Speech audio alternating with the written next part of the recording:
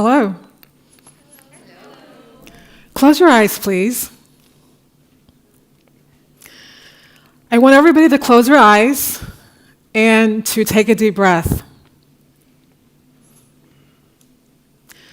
Take a deep breath, settle in, and I want you to say to yourself, I love you. I love you. I love you. Repeat these words 2 to 3 more times and notice how you feel.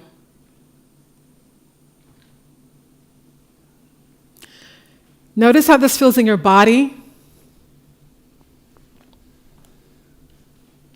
And now open your eyes. What we don't know yet is how to love ourselves. And this is to no fault of our own. We've been programmed to believe that love is something outside of us, and that we are here to get love from other people. First, from our parents, then from other family members and caregivers, then from our siblings, our teachers, our friends, and then our marriages and relationships. Not knowing that this love paradigm actually sets us up for many problems later on in life. It creates lack of self-esteem, or low self-esteem. It creates low self-worth. It creates problems in relationships. It creates mental anguish, mental illness, divorces, and sometimes suicide. From the moment we're actually born, not only are we conditioned to believe that love is actually outside of us, but that we're actually here to give love in order for us to actually receive love. Making the whole concept of love to be performative, to be conditional. And this leaves us feeling inadequate. It makes us feel insufficient. We're feeling not enough, and we're walking around feeling unworthy. And then when we get to a point in our lives where life actually humbles us and we find ourselves like on a personal path of personal development or the spiritual path, and we discover that we don't actually love ourselves, and actually like the lack of self-love within us is actually one of the major reasons for so many problems in our life, we're completely at a loss.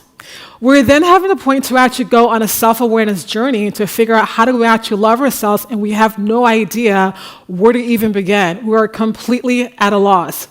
Yet this fundamental and human need, the desire for love, is essentially what is driving every single action within our life. The first time I was actually made aware that I didn't love myself, it was actually in Miami. I was in an elevator with a good friend of mine named Linda, and there was a guy also in the elevator with us. He began to flirt with me, and according to my friend Linda, I was actually clueless. And she told me I didn't even notice. And when he exited the elevator, she looked at me and she said, "Wani, why don't you love yourself?" And I was very caught by surprise, and I said to her, I was like, "What do you mean I don't love myself?" I go, "Of course I love myself. When people tell me that I'm beautiful, I see it. Of course I love myself. I know what they see." Linda, however, didn't believe me, but she let it go. She could see that at that time in my life that I wasn't quite yet ready for that moment of truth. However, she planted the seed, just as I actually am here on the stage for you right now, planting the seed for you. Let me see a show of hands. When you were growing up in your household, how many of you heard from your parents regularly to love yourself? Wow. Let me see the opposite. How many of you, when you were growing up, actually heard it's love your brothers and your sister, love your neighbor, it's better to love other people to get love? How many? Let me see a show of hands. I'm not surprised. Everywhere I've asked this question, it's literally the exact same, it's the same condition I always get, whereas like it's the other way around.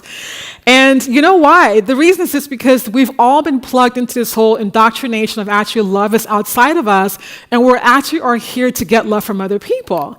So when we come across these rare individuals on the planet who actually love themselves, we don't even like them, you know? We actually cannot stand them.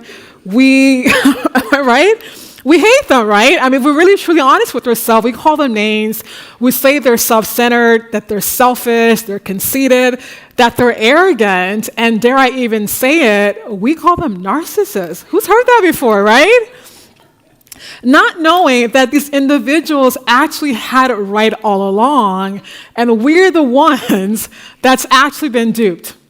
However, at a time right now where we've had like a global pandemic that has actually placed our mental illness or mental anguish at actually center stage, and we're in a crisis situation, we now are all realizing we all have to go on this whole inner work journey of actually loving ourselves, right? Loving ourselves is no longer a nice to have, it's no longer negotiable, it's actually become a must have, because right now our very survival depends on it. The first time I heard the command to love myself was well into adulthood, and again, it was in Miami. I was sitting in a spiritual retreat with a very good-looking British handsome teacher from England. He was raised to be England's next prime minister, but he was my spiritual teacher.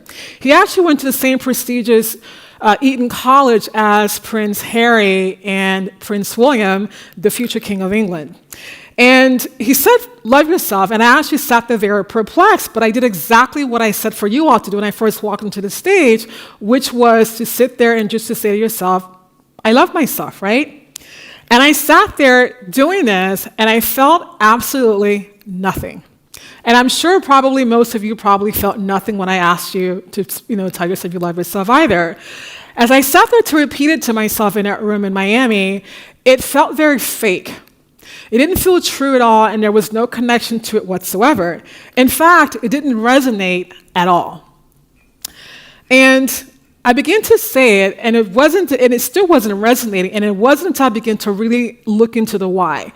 That is, why is it so important for me, for you, for us to really love ourselves? Like, why is it so important? Like, what's the big deal about it anyway? And when I began to actually look into this, what I actually found was quite profound, and it changed everything. Number one, I discovered that loving ourselves is super important because the most important relationship you will ever have in your life is a relationship you have with yourself. Even if you're married, if you've got 1 kid, 2 kids, 17 kids you have to take care of, you will always be with you until your very last breath. Wherever you go, there you are. And as if to say like that wasn't profound enough, I also discovered that the relationship that we actually have with other people is significantly tied to the relationship of how much we actually love ourselves. So which means the people you're attracting into your life that is actually the relationship you actually are encountering into it's directly related to the quality relationship you have with yourself. The second thing that I actually discovered was that it was super important for us to love ourselves because it was actually the determining factor we were actually attracting in our lives. So which means that our point of attraction for everything we're receiving in our life or not receiving in our life is literally a direct reflection of actually how much we love ourselves. And I want to tell you something. Loving yourself will yield the most incredible and the most amazing results in your life. And the reason being is because love is the most powerful force and vibration there is. Let me tell you something. If you actually truly loved yourself, if you fully were in love with yourself, we're not talking about vanity here. We're talking about cherishing yourself, respecting yourself, walking around this planet saying, I matter to myself. You will actually attract the most incredible people in your life who will love you even more and be even more in love with you, who will adore you, and who will do everything you've ever asked them to do. What's more, you will actually find yourself really achieving and creating and attracting everything in your life so easily, so much so that if you are a man, people will actually accuse you of actually being part of the lucky sperm club, or if you're a woman, tell you or accuse you of actually having the lucky girl syndrome. Not realizing that in this life, we don't get what we want. We actually get who we are. And what they're observing within you is the connection with the universe and how much you're loving yourself, and actually it's the universal law that's actually being played out of the law of attraction. Number 3, loving ourselves is very critical to the state of the planet and to world peace. Sadly, we're living in a state of the world right now which is a direct reflection of how much or how little we don't love ourselves, let alone other people. Look around in any country, in the world right now. Look and see what's actually is really going on at any level, in any frame. What we're seeing is like how little we love ourselves, number one, or how much we don't love each other, little don't love each other. You see, you can't give to someone else what you yourself don't already have within you, and you most certainly cannot love thy neighbor as thyself, which, by the way, is a complete verse in teaching of that. So once you actually see how critical loving yourself really actually is, how really it's really determining everything in your life, and how it's really critical for you to be loving yourself, your attention then now turns to the how. That is, how do I love myself? And my friends, the answer is quite simple. It starts with you telling yourself on a daily basis, again and again, you love yourself. Affirming and reaffirming again and again that you love yourself with great intention, with great devotion, with the intention of actually to embody this. Letting the words, I love you, be the most familiar words your mind hears on a daily basis, overriding all of your I can't, I'm not good enough, I'm not smart enough, I'm not pretty enough, or whatever limiting beliefs that your mind keeps telling you on a daily basis that you actually are believing and is acting negatively impacting your life. I know it sounds super simple because, as human beings, we like to be very complex and complicated, and we're always looking for like the most difficult and the most sophisticated answer or solution whenever it comes to a problem, specifically here in France. I mean, I'm an American, we like things very simple, but I find here in Paris and in France, this is very complicated, right? But I want you to know something. Your words have immense power. It has tremendous power.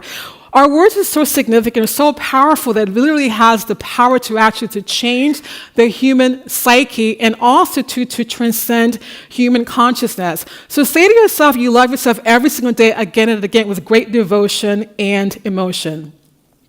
As you begin to say the words, I love you, and you begin to really embody this and you really begin to emanate with you, every single cell in your body will actually hear this. Your entire molecular body within you will actually change, and your cells will begin to actually transform, and your life what you'll find is your life actually drastically reflecting your new higher state of inner being.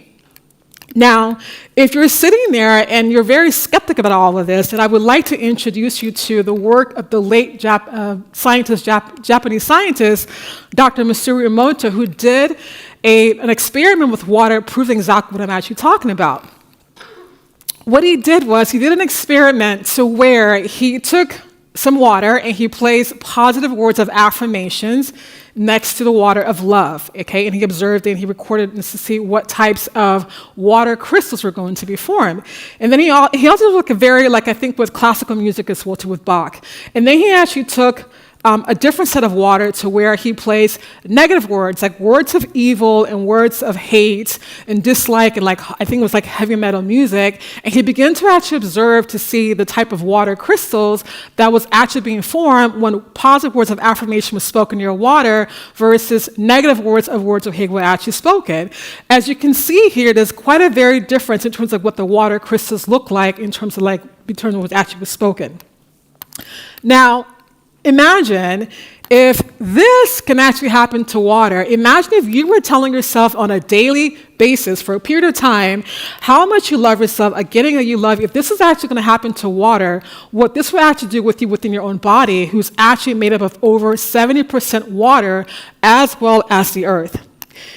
Make no mistake, loving yourself and telling yourself on a daily basis how much you love yourself will change everything for you. So again, let the words I love you be the most familiar words that your mind hears on a daily basis.